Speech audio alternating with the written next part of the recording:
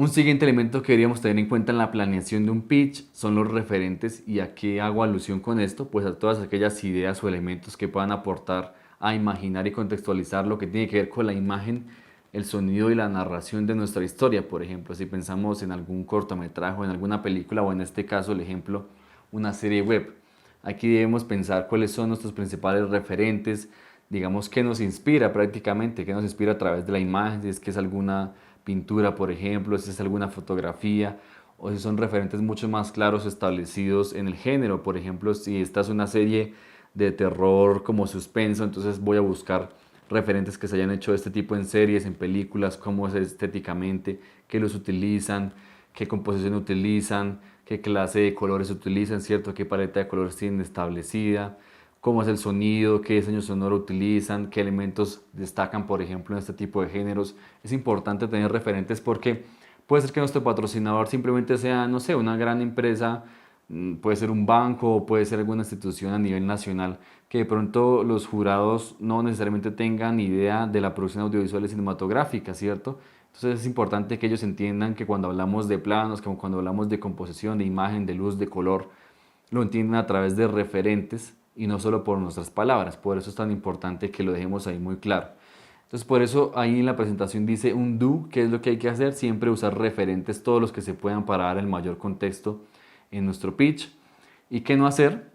Pues tener mucho cuidado con el nivel que estamos estableciendo con esos referentes, ¿no? Si yo estoy planteando una historia, no sé, de fantasía, en la que existen algunos superhéroes, por ejemplo, y mis referentes pues son los Vengadores, quizás estoy tirando muy alto, como se suele decir comúnmente, porque obviamente si la persona que está viendo el pitch o a la que se la estamos presentando, pues ella va a pensar, ah, claro, esta película se va a ver como Los Vengadores, ¿no? Eso es pues un poco absurdo porque nuestro presupuesto pues no se podrá ajustar o no podrá llegar a ese nivel de millones de dólares, ¿no? Seguramente estamos buscando un presupuesto mucho más pequeño y él tampoco nos lo podrá brindar, pero puede que creemos falsas ilusiones con las imágenes que estamos mostrando. Por eso es importante también pensar en el contexto en el que se está realizando la historia, la película, la producción y pensar asimismo cuáles son las posibilidades estéticas, audiovisuales o visuales y sonoras para la producción en cuanto a la forma en que se va a producir, el nivel de presupuesto y el contexto. Entonces, por ejemplo, yo aquí tenía simplemente ubicadas estas cuatro imágenes que, digamos, daban una idea muy clara de cómo se iba a ver la producción. Como ya lo decía, pues aquí la historia está mucho más cercana a lo que tiene que ver con el terror, pero también al suspenso y al drama. Entonces pensé en películas y en series que se hubieran hecho, digamos, con presupuestos mucho más bajos. Entonces teníamos en primer lugar la película The Witch, que es, digamos, un referente muy importante por la forma en que maneja el color y cómo maneja la luz para la serie. Esa es una referencia internacional, pero a pesar de eso, pues tiene, digamos, una estética que podría funcionar muy bien para este contexto y además tampoco un presupuesto tan alto o, digamos, muy llevado a los extremos. Y por otro lado, entonces tenemos la serie Protegidos, que es una serie colombiana que precisamente trata sobre brujería y que un poco también da contexto de cómo se vería a nivel nacional, ¿no? De trasladando esas imágenes de la parte superior de la presentación a cómo funcionarían a nivel local.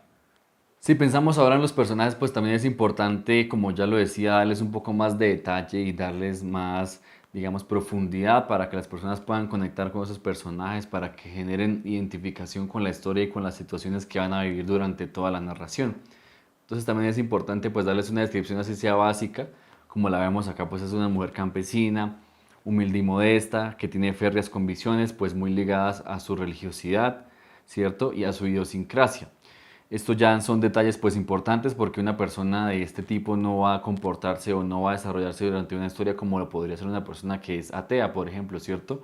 Quizá va a reaccionar diferente a las situaciones que está viendo esta persona. Y acompañando esta descripción pues tenemos una imagen que sirve de referente también para que la persona a la que se le está presentando el pitch pues pueda pensar qué tipo de campesino o campesina estamos presentando, ¿no? Porque si yo estoy presentando esta historia para realizarse en Boyacá, pues ellos necesitan hacerse una idea de cómo es el campo y cómo son los campesinos aquí. Porque si por ejemplo ellos son del llano o son de la costa o son, digamos, de la costa Pacífico, ¿cierto? Pues todo va a variar, ¿cierto? El campesino es muy diferente, su vestuario es diferente, la forma de caracterización es diferente, su personalidad es diferente, la forma de expresarse es diferente. Entonces es importante que a través de esta imagen mostremos digamos, el contexto, ¿cierto? Cómo es el tipo de campesino o campesina. Obviamente, pues esto será una forma, irá dándose variaciones y demás, pero ya es una idea general. Y por otro lado, acompañado por la descripción, como ya lo decía, que digamos dará lo de fondo de la descripción del personaje.